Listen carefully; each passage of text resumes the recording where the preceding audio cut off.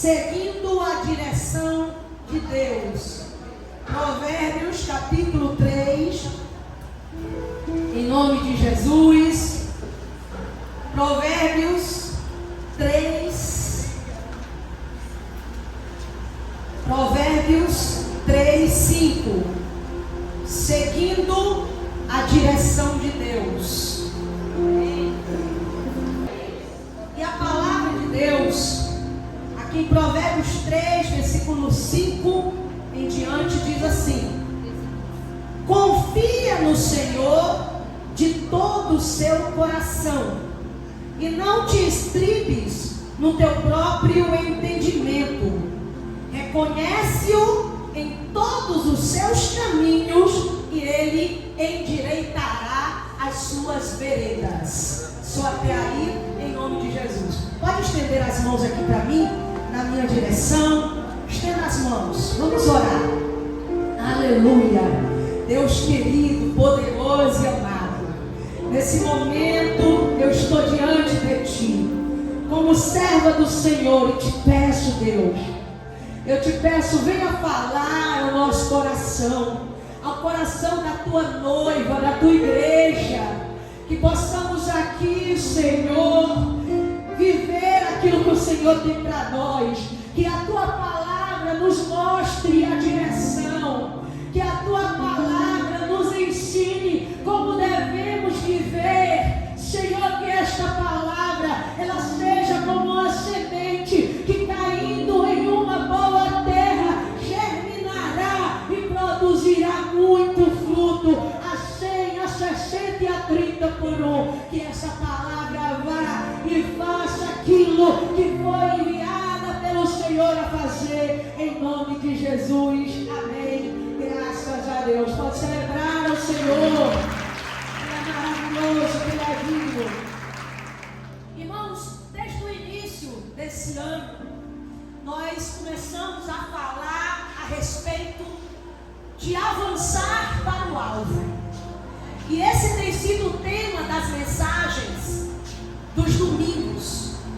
E hoje nós queremos, dentro desse tema e do subtema que é seguindo a direção de Deus, mostrar para você que avançar para o alvo nada mais é do que seguir em direção àquilo que Deus tem para nós, seguir em direção ao propósito do Senhor, porque Deus tem um propósito para a vida de cada pessoa. E aí, dentro desse propósito que eu quero chegar lá, eu preciso olhar para a palavra de Deus e ver o que é que essa palavra ela me instrui.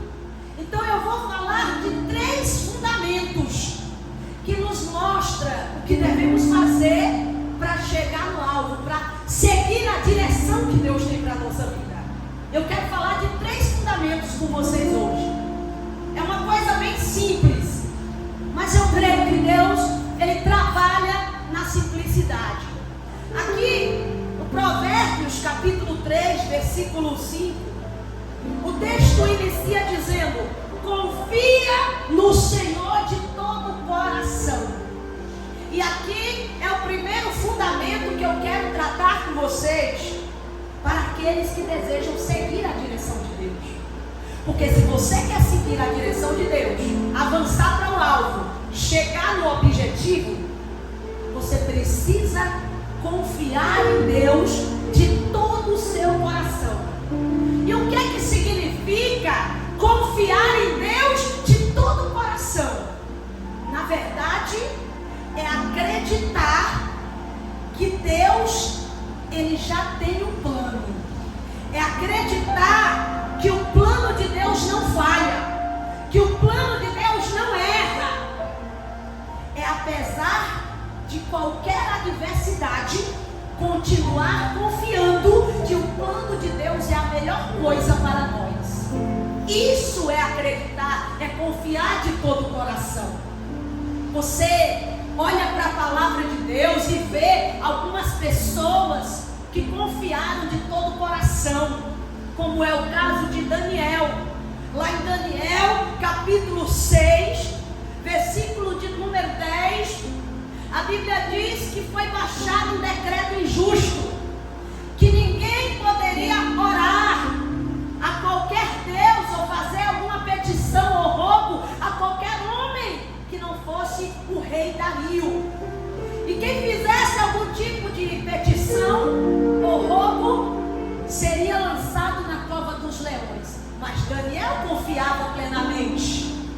Daniel estava totalmente confiante em Deus. Ele confiava que Deus tinha um plano. Ele confiava que valia a pena estar naquilo que agradava o coração de Deus. E o que foi que ele fez? Ele desobedeceu aquele decreto maluco. Ele não ouviu. Como é que um crente pode ficar sem orar? Se a oração é a disciplina espiritual, se a oração faz parte da vida do crente diariamente, como é que ele poderia ficar sem orar? Então ele desobedeceu aquele decreto e ele colocou o joelho no chão, e como todos os dias ele fazia, ele orou 3 vezes. Ele clamou, ele buscou fervorosamente a Deus, porque quem confia no plano de Deus totalmente não tem medo das consequências que virão, porque sabe que o Deus que você serve é o Deus que sustentará a sua vida na hora da adversidade. E ele orou, e então chegou aos ouvidos do rei Dario: o seu amigo Daniel está orando, o que é que o senhor fará? E o rei, que gostava de Daniel, mas tinha que fazer conforme estava determinado no seu decreto e assinado com o selo do seu anel, ele teve que mandar Daniel para a cova dos leões. E você pode até perguntar: por que Deus deixou Daniel ir para a cova dos leões, se Daniel foi fiel? Se Daniel confiou nele plenamente? Porque Deus tem as maneiras misteriosas dele trabalhar. Você entendeu isso? Às vezes Deus vai livrar antes, às vezes Deus pode livrar durante, ou até Ele pode livrar depois. No caso de Daniel, Deus permitiu que Daniel fosse para a cova dos leões, porque o milagre seria maior. Se ele não fosse, não haveria um grande milagre, não haveria uma grande manifestação da glória de Deus. E Deus permitiu. Mas quando chegou lá na cova dos leões, Deus enviou um anjo, e o anjo fechou a boca dos leões, e ele passou a noite inteira com aqueles leões ferozes e famintos, e nenhum leão tocou nele. Na hora que amanheceu o dia, que Daniel foi solto e os seus adversários foram jogados na cova, imediatamente os leões os devoraram. Então o que livrou Daniel foi o poder deste Deus que ele confiava. Mas não era uma confiança pela metade. Eu confio, mas já sabe como é, né? Tem horas que eu vou dar meus pulos. Eu confio, mas tem hora que eu vou dar meu jeito. Não, quem confia não dá o seu próprio jeito. Quem confia acredita no plano de Deus. Quem confia vai colocar o pé e Deus colocará o chão. Você precisa aprender a viver essa plena confiança. Porque tem alguns que dizem que confiam. Sabe até quando a pessoa confia? Enquanto está tudo bem. Enquanto as coisas estão saindo da maneira que você esperava. Mas no dia que vier uma provação, alguns jogam a sua confiança de lado. Aquela confiança que dizia ter todos os dias, aquela confiança que dizia que lhe acompanharia até o final da sua vida.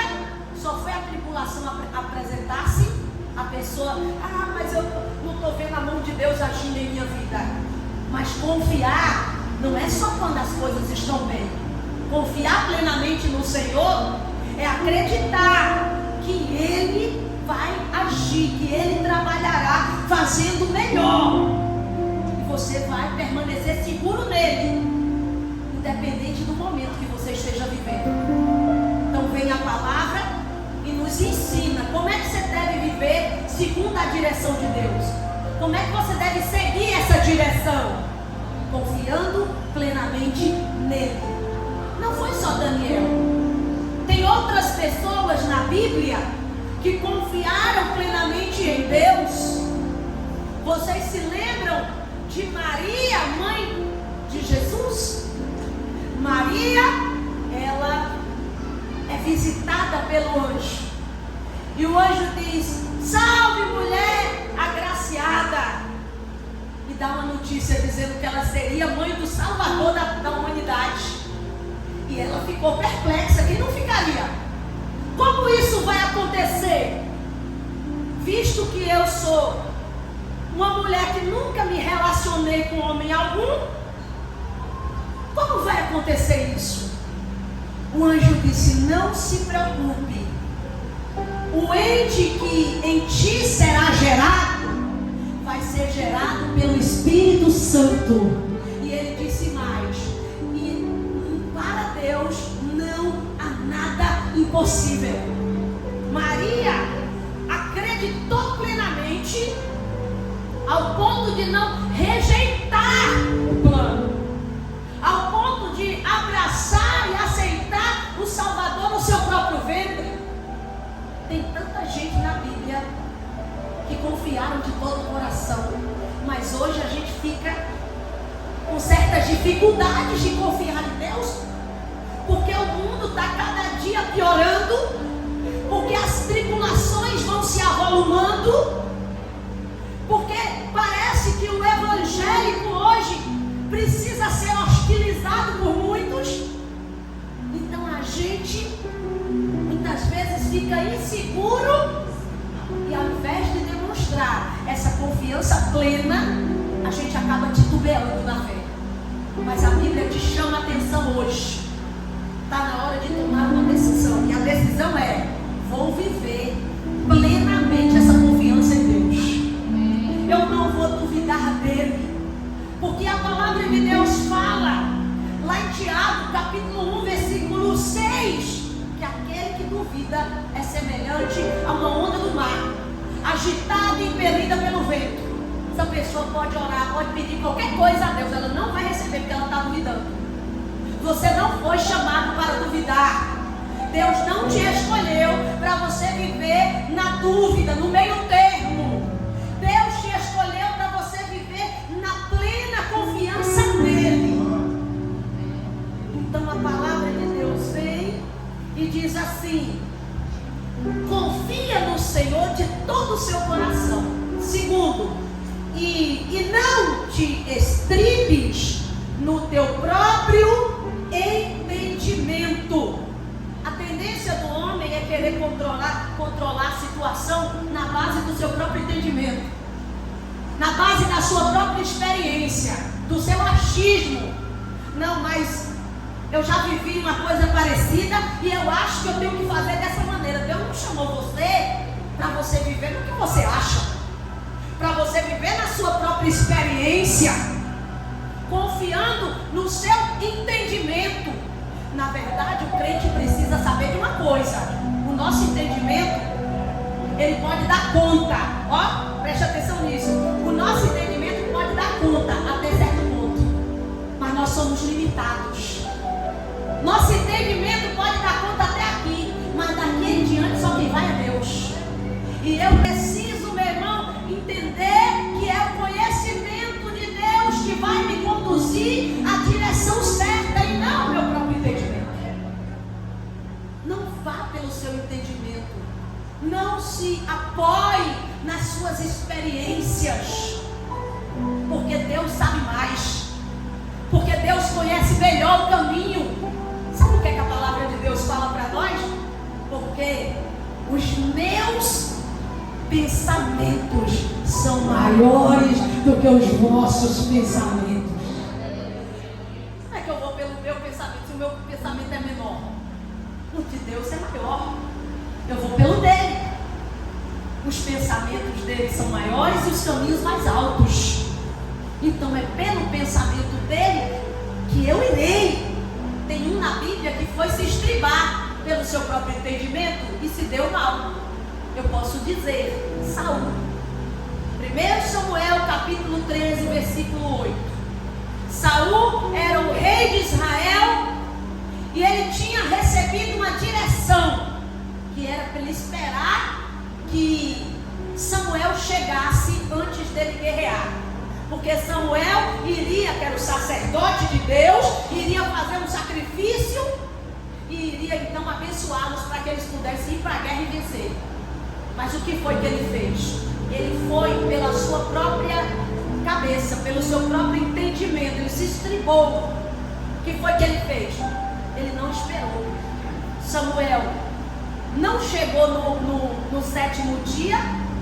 Ele então ficou agoniado, os homens já estão se dispersando, o povo vai acabar se dispersando e a gente não vai ter um contingente de guerreiros alto para poder vencer o inimigo. E parece que ele não sabia que Deus só precisa mandar longe e todos os adversários cairão por terra. Ele estava preocupado que tinha que ter número maior do que os inimigos para vencer os inimigos. E ele então se precipitou, foi pelo seu próprio entendimento e ele mesmo fez o sacrifício. E ele mesmo levantou o altar, não competia a ele, só competia ao sacerdote de Deus fazer aquele sacrifício, e ele fez. Ele se precipitou. Sabe, tem coisas que vêm na gente, na vida da gente, ou melhor, cuidado com isso, porque pode gerar precipitação. Tem pessoas que ficam afobadas e estão errando por isso. Provérbios 19, a Bíblia diz: não é bom proceder sem refletir, e peca aquele que se precipita. Tenha calma, não se precipite, não saia por aí fazendo o que você acha. A gente precisa saber que a gente tem um Deus, que a gente tem um Deus, e esse Deus é quem nos guia, é quem nos conduz, é o Senhor da nossa vida e da nossa história. Ele se precipitou, foi lá fazer o sacrifício. E aí, meu irmão, chega Samuel e diz: por que você fez o sacrifício? Eu não disse que era para você esperar? Você desobedeceu ao Senhor, e porque você fez isso, o seu trono está sendo tirado de você hoje. Ele perdeu o trono. Sabe por quê? Porque ele foi pelo que ele achava. Eu acho que eu tenho que fazer logo o sacrifício. O evangelho não se trata do que você acha. Pouco importa o que eu penso ou deixo de pensar, porque eu tenho a palavra de Deus que conduz todos os meus passos. Eu tenho um Deus que me guia, que me orienta, que se eu orar se eu orar, Ele me dará a direção certa. Como é que eu vou pelo que eu acho? Mas eu penso que tem que ser desse jeito. Já começou errado. É pelo seu achismo? É pelo seu pensamento? Deixa o seu pensamento um pouquinho de lado.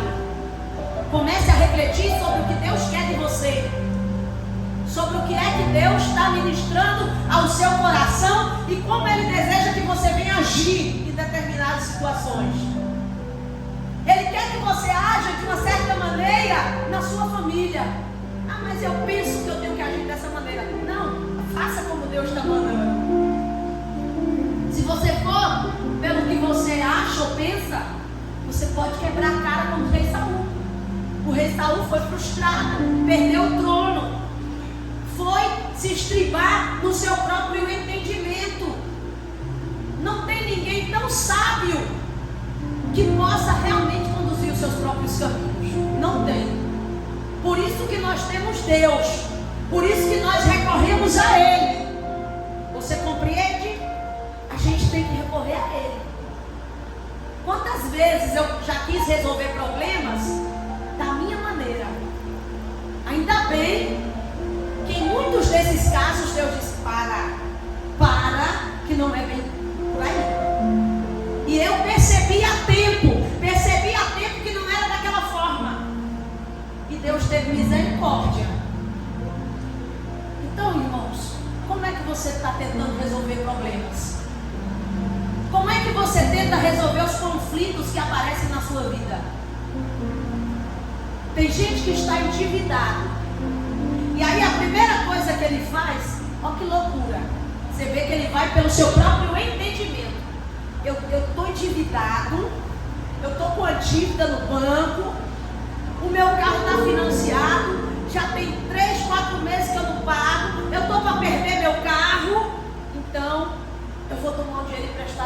olha que loucura. Ele não está percebendo, mas quando ele age pelo próprio entendimento dele, ele está cavando a própria cova.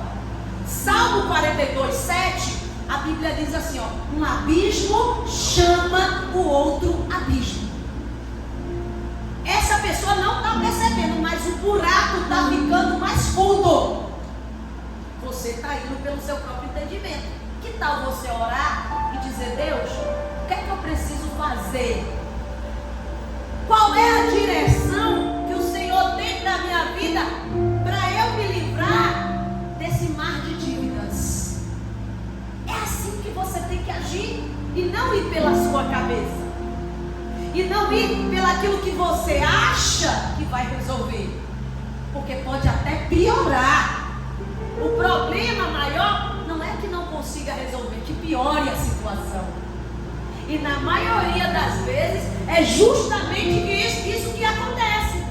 A gente quer meter o dedo, quer agir da nossa maneira precipitada, e a gente acaba piorando toda a situação. Deus te chama nessa noite para parar e entender que não é na sua sabedoria, na sua capacidade, que é Ele quem vai dar a direção certa para que você possa viver um novo tempo e alcançar uma vida de excelência em nome de Jesus. Você crê nisso, igreja? Ele está falando com você. Meu filho, para de fazer aquilo que dá na cabeça. Eu sei do que eu estou falando, porque pessoas que têm o mesmo perfil que o meu, que eu sou sanguínea, que eu sou aquela pessoa que eu não gosto de pensar muito. O sanguíneo, ele quer realizar. Não é verdade? Quem aqui é sanguíneo como eu, que gosta de fazer e não de ficar pensando demais? Eu sou assim. Eu não gosto de ficar pensando. Muitas vezes eu até acho que pensar demais eu vou estar perdendo tempo. Então eu, como sanguínea, tem horas que eu respiro fundo e calma, Suelen. Não é desse jeito. Não se empolga tanto. Deus sabe mais. Deus conhece mais. E quando Ele dá ordem, eu vou. Mas a gente precisa, irmão, se conhecer e ver, peraí. Será que porque eu sou uma pessoa sanguínea, eu estou querendo agir muito agitadamente e nas coisas sem pensar que não é desse jeito? Eu tenho que buscar em Deus essa direção? Então, não se estribar no seu próprio entendimento é não ir pela sua cabeça, é não ir pela sua experiência, é saber que Deus, que o conhecimento dele vale mais. Eu sei, mas Ele sabe mais. Eu tenho experiência, mas a dele é maior que a minha. Por isso que o texto fala assim: vá pelo seu próprio entendimento. E no finalzinho aqui no versículo 6, aí diz: reconhece-o em todos os seus caminhos e Ele endireitará as suas veredas. Agora, reconhecer Deus em todos os seus caminhos, o que é que significa isso? Tem gente que acha, isso é verdade, tem gente que acha que Deus só precisa estar a par da vida espiritual dele. Não. O que diz respeito à minha vida espiritual, eu coloco diante de Deus, mas Ele não coloca diante de Deus a vida financeira, a família. Ele não coloca diante de Deus as relações. Ele não coloca diante de Deus os sentimentos. Ele não coloca diante de Deus a saúde. Não, só a vida financeira. Você está errando. Porque reconhecer Deus em todos os caminhos é compreender, é entender que Deus é o centro da nossa vida e que Ele faz parte de todas as áreas e decisões que tomamos. Ele não só faz parte da nossa vida espiritual.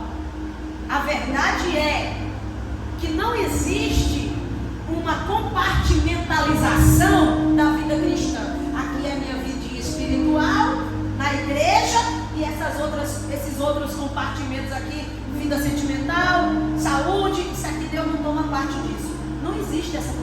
localização. Nossa vida, ela é num todo. Ou Deus, de fato, é aquele que é o centro para nós e eu envolvo Ele em tudo, ou não adianta querer dar acesso a Deus em algumas partes da nossa vida e outras não, porque você vai ter uma vida fracassada. Eu preciso entender que reconhecer Deus é saber que Ele tem o direito de fazer parte de todas as áreas da minha vida. Ele tem o direito. Mas a minha vida financeira, coloque Ele no centro. Leve esta área da sua vida com seriedade. Isso aí tem estragado a vida de tanta gente, até no espiritual. Leve essa área com seriedade. A vida sentimental da mesma maneira. Porque às vezes, quando a gente não reconhece Deus em algumas áreas da nossa vida, a gente acaba lá na frente se frustrando. Então nessa área eu quis reconhecer o Senhor. Em todas as áreas nós temos que reconhecer Ele. Ou seja, mostrar que Ele faz parte. Mostrar que é Ele quem dá a palavra final. É isso que é reconhecer. Deus não faz parte só da minha vida espiritual na igreja, da minha maneira de congregar. Deus também faz parte da minha vida financeira, na minha criação de filhos. Deus também faz parte na minha relação conjugal. Deus vai fazer parte em tudo. É assim que eu reconheço. Deixar Deus de fora de alguma área é pedir para fracassar.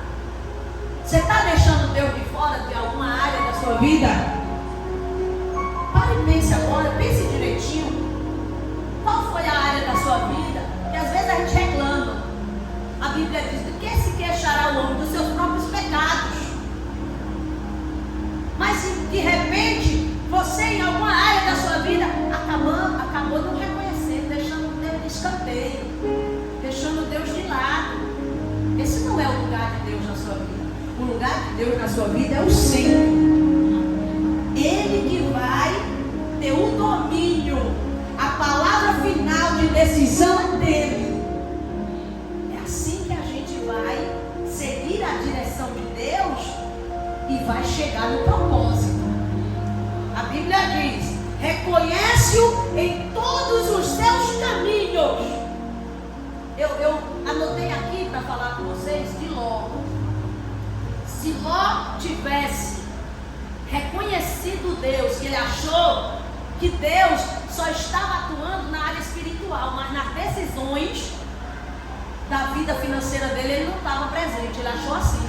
Tanto é que lá em Gênesis 13, 8, Abraão viu que os pastores dele estavam brigando com os pastores de Ló, e ele disse: Ló, mostrou a terra a Ló e disse: escolhe. Estava lá toda a terra, as campinas do Jordão, para o lado de Sodoma e Gomorra, bem regada. Ló olhou para aquelas campinas. Ele não pediu direção a Deus. Ele não pediu: Senhor, me mostra o que é que eu tenho que fazer aqui. Pelo contrário, ele viu a terra bonita. Ele achou que naquela área Deus não entrava, que naquela decisão competia a ele apenas. Alguém viu na Bíblia por acaso Ló pedindo uma direção de Deus ali? Não. Ele simplesmente foi pelaquilo que ele olhou. Ele gostou da terra, desejou aquela terra, olhou, percebeu que era uma terra boa, próspera, e aparentemente era mesmo. E ele então pegou, foi para Sodoma e Gomorra. Mas foi uma boa decisão? Não foi. Ele não reconheceu Deus naquela área. Peraí, Deus não está só na minha vida espiritual, Deus está em tudo na minha vida. Ele é o meu norte. Ele é o alfa, o ômega, o princípio e o fim. Jesus disse: sem mim nada podereis fazer. É que agora eu vou chegar e vou sair por aí, em algumas áreas da minha vida, deixar Deus de lado. E ele fez isso. Naquela área ele deixou Deus de lado. Ele escolheu Sodoma e Gomorra. O tempo vai passar. E o tempo vai esclarecer muita coisa. O tempo vai mostrar quem é quem. Você quer ver quem é a pessoa? Dê tempo ao tempo. Porque no início, a pessoa é maravilhosa. No início, as coisas são sempre boas. Mas deixa o tempo passar que você vai ver tudo com clareza. Não é verdade? É assim ou não é, igreja? Ele escolheu achando que era todo mundo maravilhoso lá de Sodoma, que a terra também era boa, que estava tudo na paz. Mas aí veio um momento de juízo. A terra era má, era um povo muito pecaminoso. Os pecados do povo se avolumavam e subiam até Deus, e Deus disse: vou fazer justiça. Eu vou destruir Sodoma e Gomorra. E ainda bem que havia um intercessor chamado Abraão, que orou e Deus livrou Ló daquela destruição. Mas ele perdeu a mulher naquela destruição de Sodoma e Gomorra. Houve uma relação incestuosa entre ele e as filhas, ou seja, tragédia. Uma tragédia familiar aconteceu. Por quê? Porque alguém não reconheceu que naquela área da vida dele Deus também tinha que estar. Você precisa pensar nisso. Ele permitiu uma tragédia acontecer porque ele deixou Deus de fora daquela área da vida dele. Eu não posso deixar Deus de fora de nenhuma área da minha vida, porque eu sei de onde eu saí. Eu sei o Deus que me salvou. Eu sei o que passei com Ele até chegar aqui. Então, todas as áreas da sua vida, deixe Ele entrar e ser a palavra final. Aí aqui, só para a gente concluir, a Bíblia diz, no versículo 6, reconhece-o em todos os seus caminhos, ou seja, permita que Ele seja o centro de todas as áreas da sua vida, e Ele endireitará as suas veredas. Isso é uma promessa de Deus. E eu gosto de falar das promessas de Deus. Você gosta de ouvir a respeito das promessas? Eu gosto de falar, porque as promessas de Deus é algo tão precioso para nós, para a nossa vida, que quando a gente tem uma promessa de Deus, a gente tem que ficar em paz, tem que ficar tranquilo, porque se tem alguém que não falhará com você, esse alguém é Deus. Os homens podem falhar, os políticos podem decepcionar, os pastores também podem decepcionar, infelizmente, mas Deus jamais lhe decepcionará. A palavra dele permanecerá de pé. Ele endireitará. Se ele diz que vai endireitar, ele vai endireitar suas veredas. Mas para endireitar as suas veredas, ele vai ter que remover um monte de coisas da sua vida. Você está preparado para perder? Eu não quero perder nada. Mas é isso que a palavra nos ensina. O apóstolo Paulo disse que ele considerava tudo aquilo que ele estava perdendo como estrume, como esterco, porque não se comparava à glória daquilo que ele receberia da parte do Senhor. O que você vai perder pode parecer muito, pode parecer coisa grande agora, mas não é nada à vista do que Deus tem preparado para a sua vida. Você vai ter que perder para ganhar coisas maiores. Não tem como habitar em um ambiente luz e treva, pecado e santidade. Se eu quero que Deus manifeste a luz dele em minha vida, eu vou ter que permitir que as trevas sejam expulsas. Ele vai remover algumas coisas da sua vida. Ele vai tirar algumas amizades do seu caminho. Porque na verdade nem pode ser considerada amizade. Porque uma pessoa que vem lhe dando conselhos que não são bons, não é considerada amizade. Lhe dando conselhos para se afastar. Você agora está fanático. Você agora só quer saber de igreja.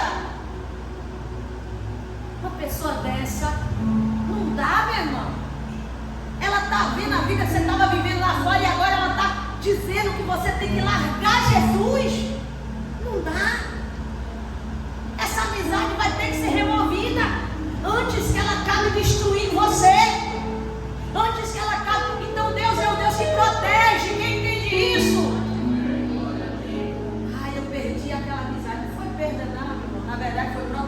Deus, foi livramento. Vai ter relações que vão ser rompidas. Vão ter pessoas que vão sair da sua vida e você vai chorar. Por quê? Por que Deus? E Deus diz, ele não sabe o que eu estou fazendo. Ele não sabe que eu estou levando ele para um novo nível. Porque quem quer chegar no alvo, quem quer viver no novo nível que Deus tem, vai ter que se comportar adequadamente para chegar lá. Ah, eu quero viver no novo nível, se comporte dessa forma. Quem aqui já jogou videogame? Alguém já jogou videogame? Todo mundo dessa igreja é sério, né? Ninguém nunca jogou videogame na vida, misericórdia. Antigamente tinha aquele Nintendo, né? Hoje não, hoje é PlayStation 5 e não sei lá, já tem o 6? Não sei, né? Mas hoje é o Xbox. E aí é coisa de primeira. Antes era aquele Nintendo que a gente apertava. Meu Deus, era uma luta para passar de fase. Uma luta, o botão mesmo não ajudava. Você teve um desse? O botão apertava e não soltava lá o poder.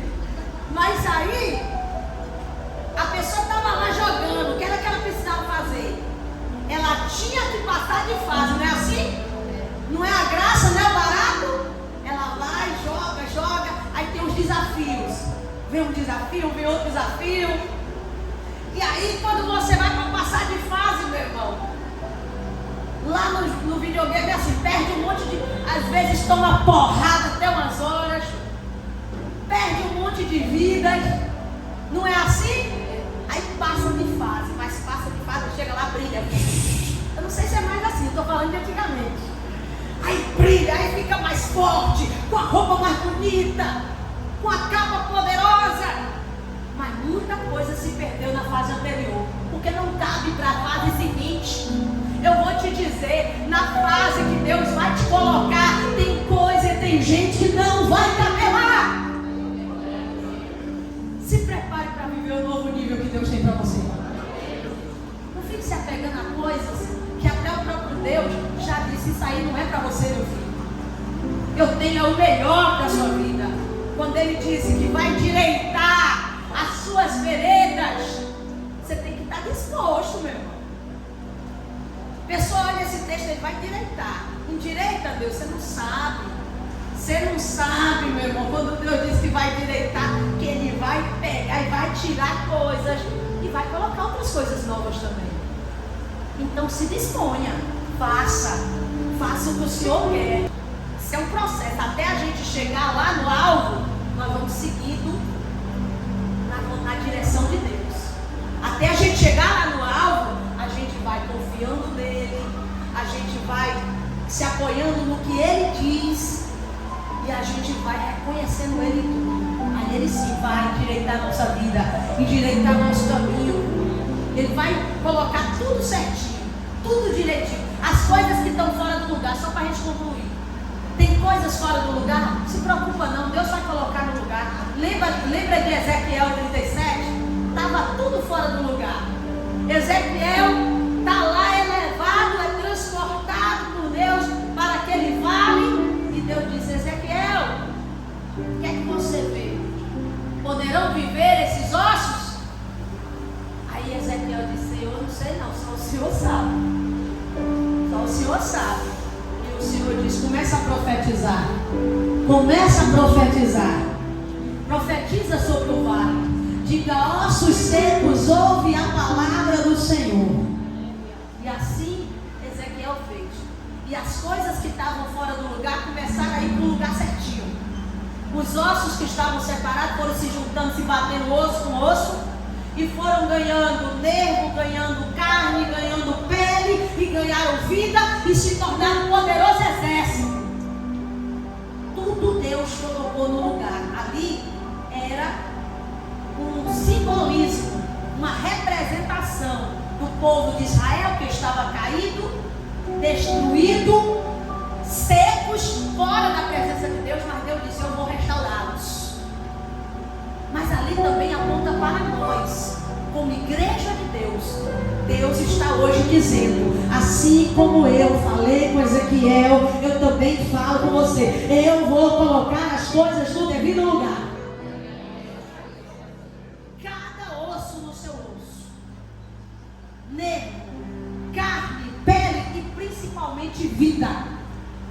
Porque se tivesse osso, nervo, carne e pele e não tivesse vida, não era nada. O principal era a vida. O problema é que tem gente que aceita o processo até certo ponto. Ele aceita juntar osso com osso, ganhar nervo, ganhar carne e ganhar pele. Na hora que Deus vai colocar a vida, ali ele já bloqueia o agir de Deus. Não, irmão. Não limite o poder de Deus. Dê a Deus todo acesso necessário. Ele quer endireitar as suas veredas. Ele quer colocar tudo no devido lugar. E assim ele fará. Abra o espaço para ele fazer. É só isso. Abra-se para o que Deus quer fazer na sua vida. E você vai ver que ele fará e você vai alcançar o propósito. Seguindo na direção de Deus, você chegará no alvo. Quem entendeu, pode aplaudir Jesus também.